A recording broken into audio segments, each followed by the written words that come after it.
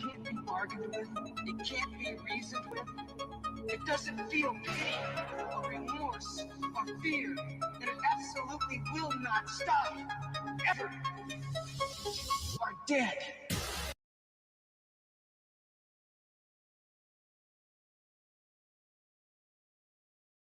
What are your thoughts on?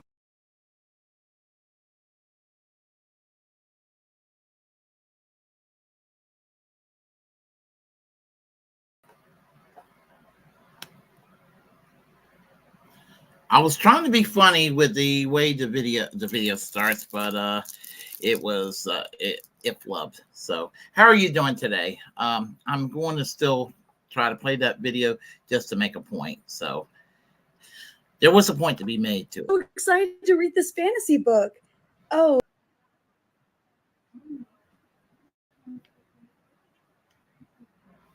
Give me a second.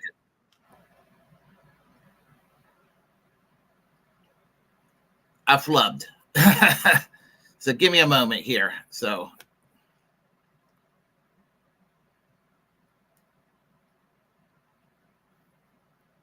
I will fix that later.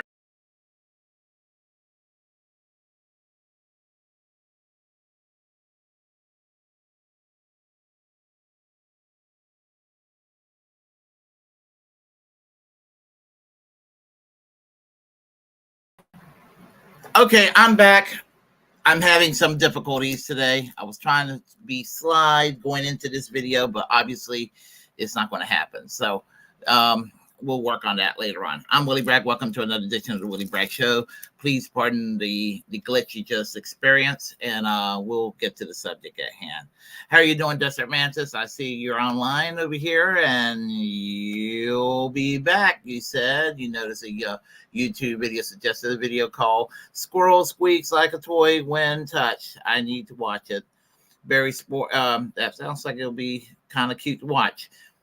Daniel Barry Sports Highlights. How are you doing? Yo, I'm back, says Desert Mantis. Daniel Barry Sports Highlights. Did I miss the countdowns? Yep, we're live streaming right now as we speak.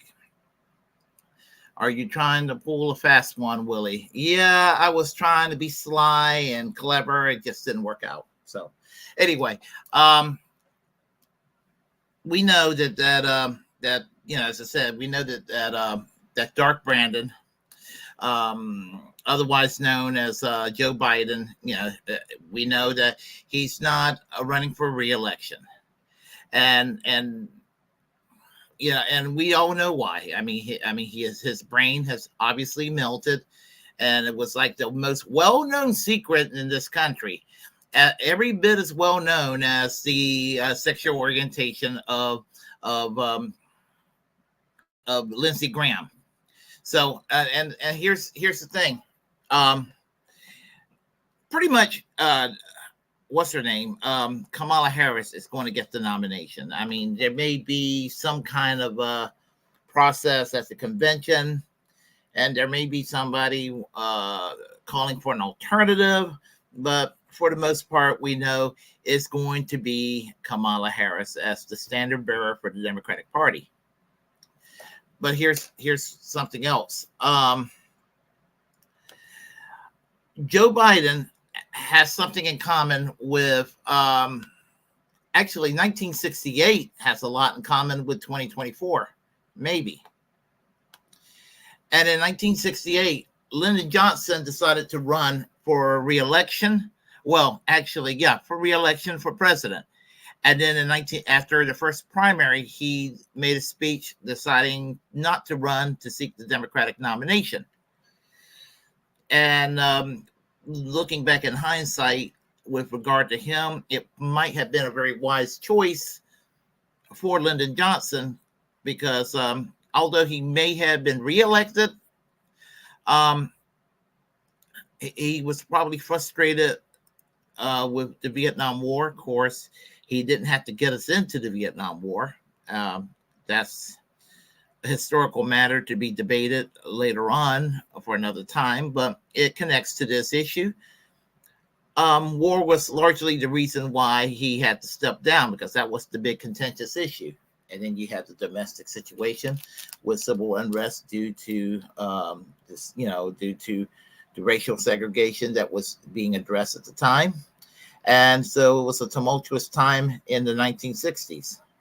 It was a time to be romanticized, but it was a time of also uncertainty. And I guess if you were living at the time, you were like, what the fuck and all that. But in hindsight, it kind of looked romanticized.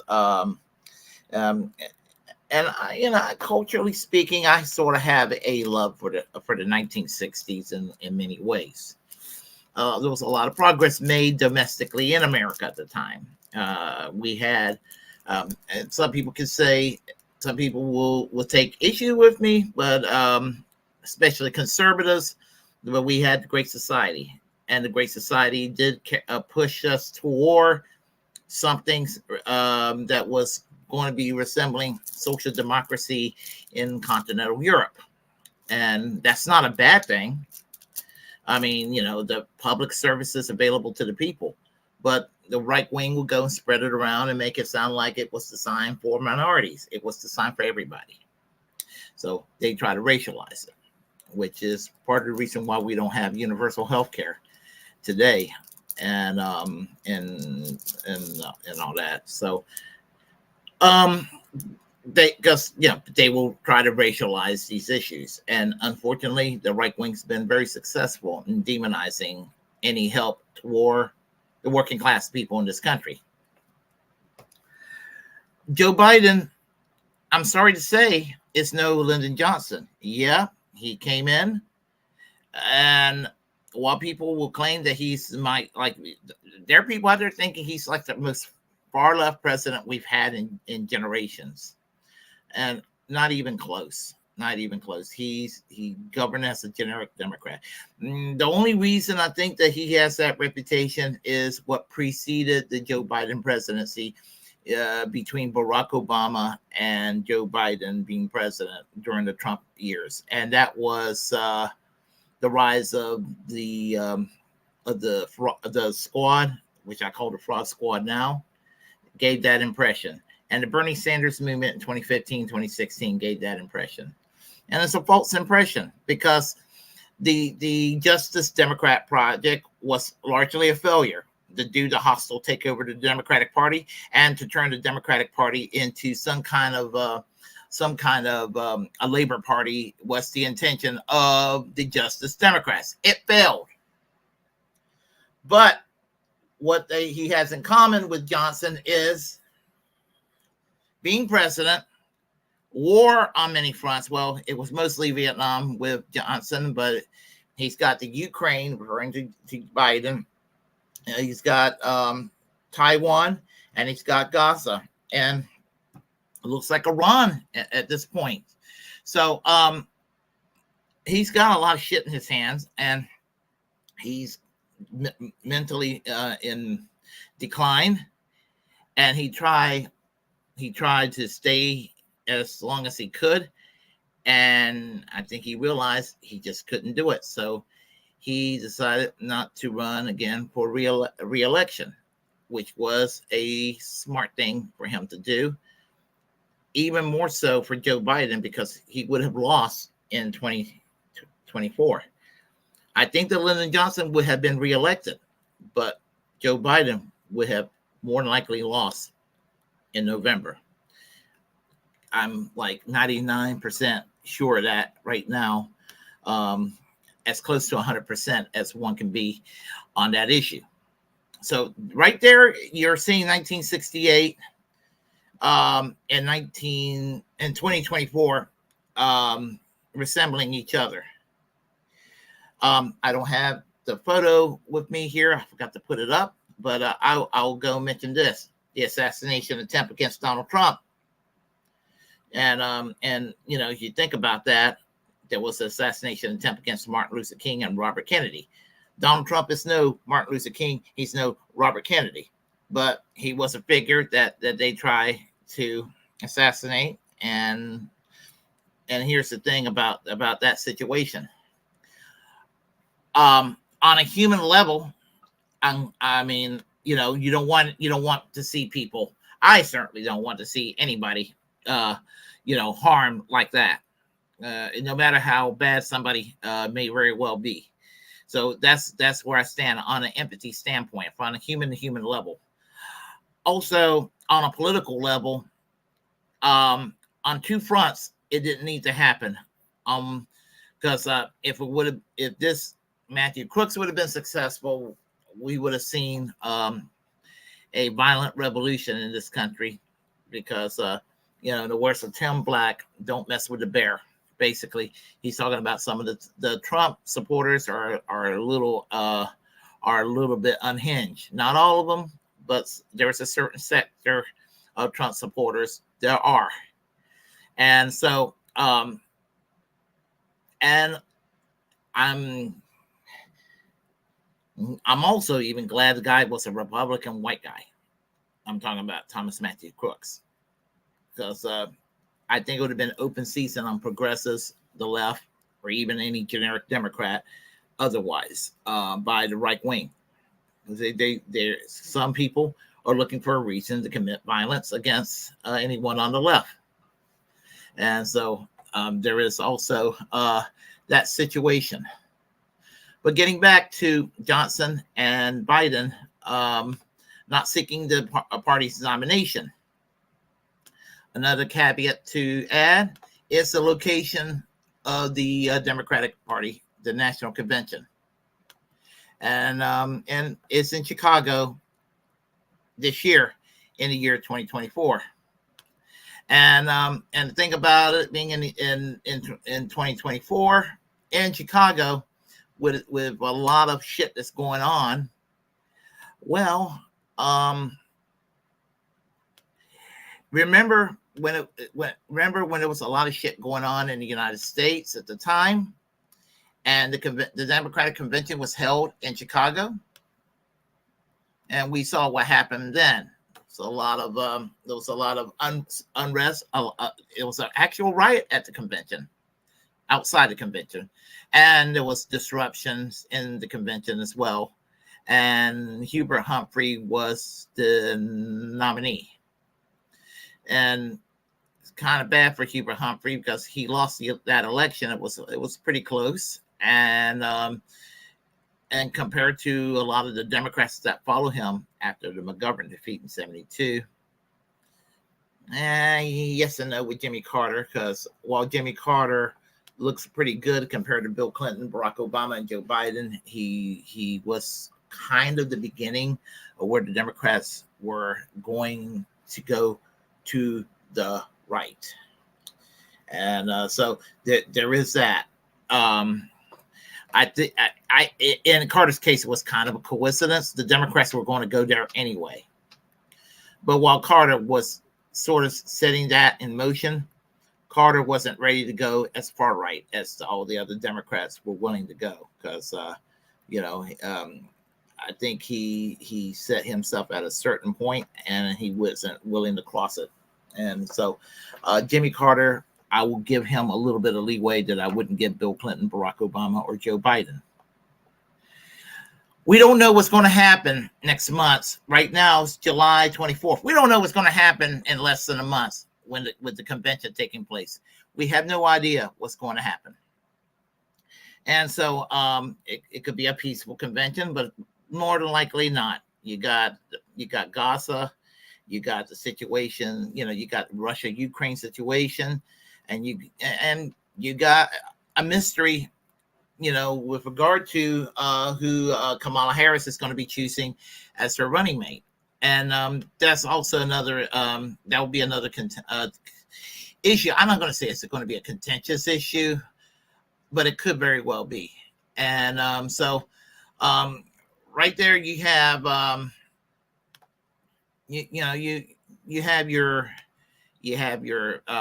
have these candidates here that they're running, and for trying to get you got a kind of a short list right now, and it's sort of kind of beside the point, but it depends on who you're choosing. If you're Kamala Harris, on how well the convention is going to be regarding the reaction of protesters, and that their security is going to be very tight throughout the city of Chicago during that time. And of course, again, I'll go and give you my take on all these. To the best of my ability, I'll give you a take on these potential running mates for Kamala Harris. Governor Gretchen Whitmer,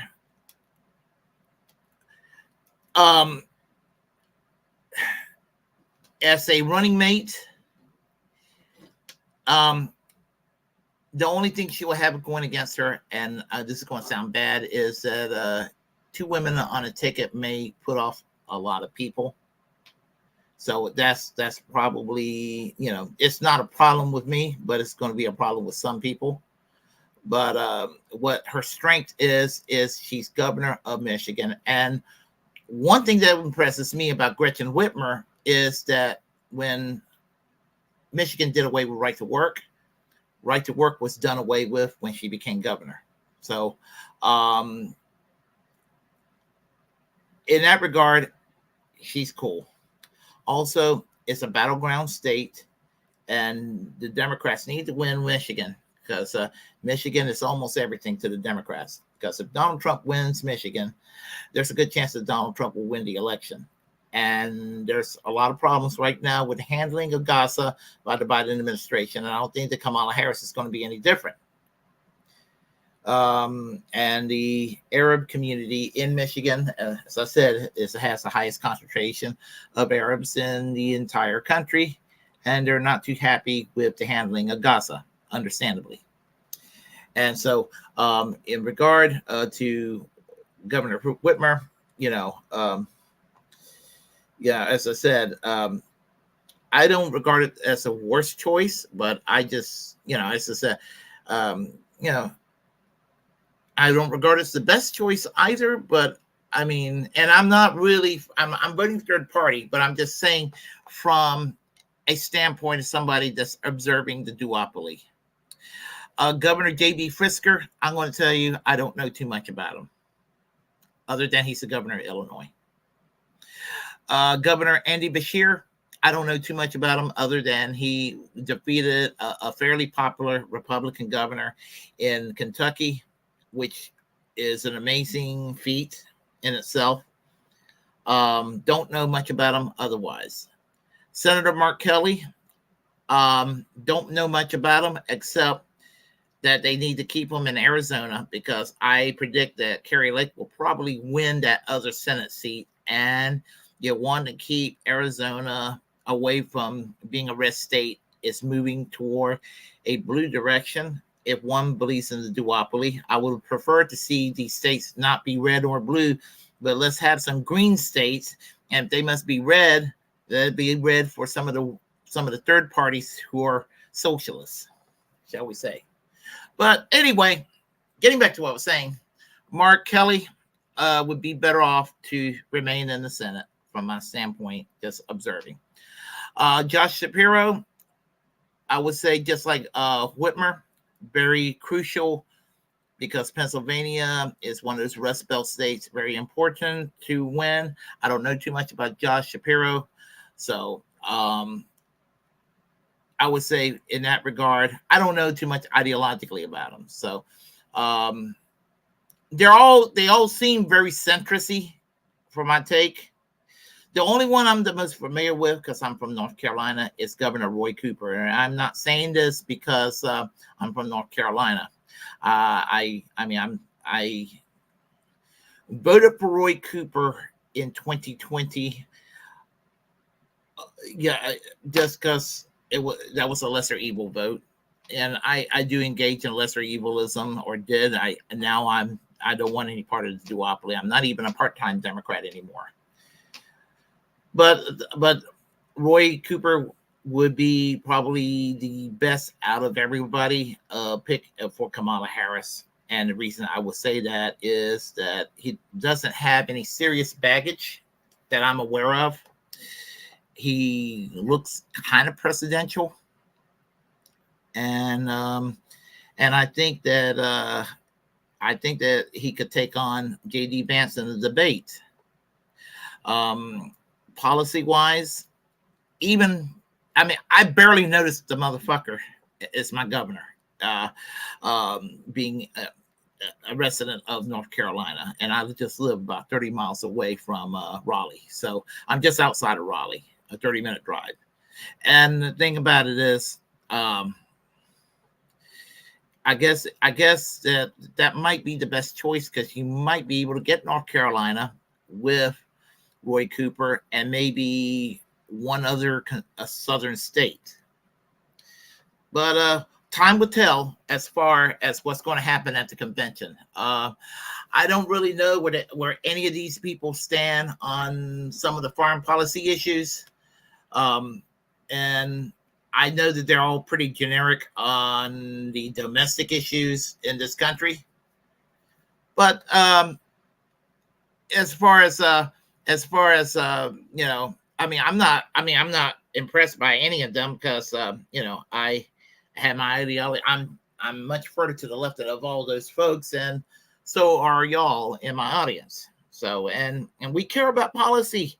We don't care about personality and all of that. We don't care about who has the nicest suit and the best haircut. We care about policy, and that's what it comes down to.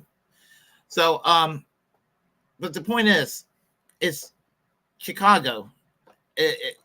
Just there's going to be a lot of fireworks over there, and we'll see what happens in that regard. So I just want to talk about that and tell you about the parallel between 1968 and 2024. And we'll see if the ultimate parallel, there's another parallel. Some anti-war candidates, I guess you could say. For better or worse, I guess Robert Kennedy's considered an anti-war candidate, although it depends on what part of the globe he's anti-war at. So, he's better than Trump. He's better than Biden, and he's even better than Kamala Harris, but he's not the best to offer. And as I said, I personally say would recommend anybody, if either of them are on the ballot, I personally recommend Cornel West or Jill Stein, but that's what I would choose. But we're talking about the duopoly in this live stream tonight. So anyway, let's see who's online right now. How are you doing, Earl? What's up, folks? Let's see. I think Biden is going to quit tonight. I think he has a speech plan out. I sleep during the day, or try to sleep. So, you think he'll quit? Said Desert Mantis. That would be good. Hopefully, he takes Sullivan and Blinken with him. That's a nice thought. It really is. All right.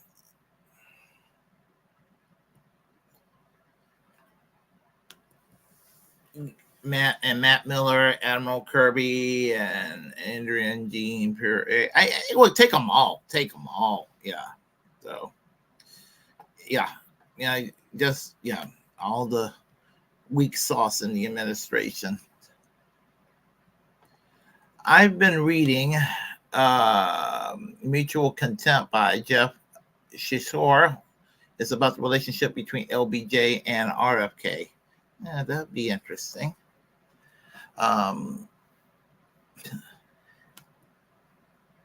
Maybe Biden will run for the Senate.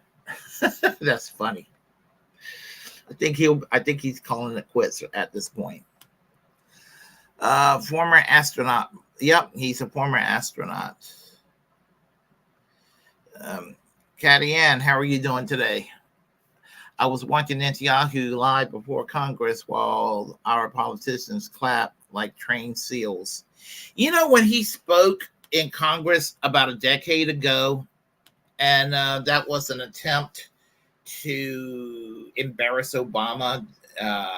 What was his name? The speaker, John Bonner, the speaker of the House at the time. It was to try to throw a monkey wrench into the peace treaty between the United States and Iran at that point. And some of the Republicans that hate Rand Paul, whatever we may think of Rand Paul, he applauded Netanyahu, but he didn't put a lot of gusto into his applause, and they were criticizing him for not cheerleading Netanyahu enough. We're talking about a crowd. Whatever any of us may think of Pope Francis, we're talking about a crowd that will worship Netanyahu and talk shit about the Pope, who is kind of progressive, sort of, more or less, one of the more progressive popes in a long time, I guess you could say, for the time period. And I just thought that was interesting that they'll write off the Pope as this socialist piece of shit, but Netanyahu, they kind of look at him in a way that's almost idolatry oriented. I just think that's crazy.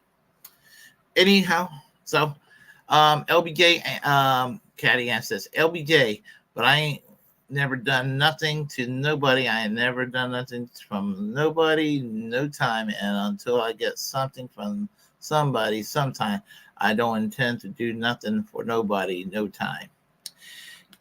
I think he was sort of, I think that's kind of a reference toward the time he was a majority leader in the Senate in the 1950s. And he was sort of like a Democratic version of Mitch McConnell, but I guess maybe doing some decent things, whereas Mitch McConnell never do anything decent. So, but he had a kind of a strong arm tactic that Mitch McConnell has today. So there is that. Let me see. Anything else to discuss? Yeah, let's see if we can get that video at the end that I was trying to start and it just kind of flubbed on me. So we'll try it now.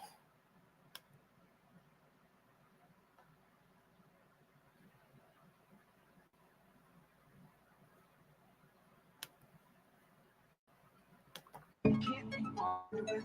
It can't be reasoned with. It doesn't feel pity or remorse or fear, and it absolutely will not stop ever. You are dead.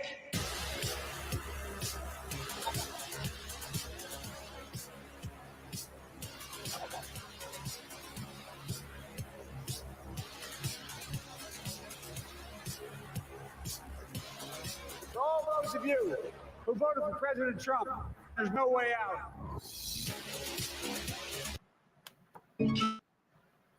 Yeah, that was the Dark Brandon theme. I always thought it was funny because they tried to rehabilitate the image of Joe Biden, try to make him sound more hip than he actually was or is or ever be. And he just ended up looking sillier as a result. So there is that. So anyway, I guess I'll sum it up, make this kind of quick, so I have to take care of a few little things before I go to work. So if you all like what you heard, please press like and comment any ways you disagree with what I have to say. Feel free to share the content on this channel. As a First Amendment absolutist, it's my duty to inform you to create your own platform and utilize it, because we are in fact the muckrakers of our time. Feel free to subscribe to this channel on all the appropriate platforms that I'm on, and remember to reject corporate media, and also remember to free Julian Assange, and while we're at it, let's free Ed Snowden too. Pardon and free Ed Snowden. Free and pardon Ed Snowden. And let's see, to free Palestine, free healthcare for all, and freedom of speech. Free speech absolutism, absolutely. So let's see here. Yeah, I guess we're still waiting for that asteroid, Ed. So we'll see what happens. So y'all take care. You'll see me back again fairly soon. I will talk to y'all later. Bye-bye.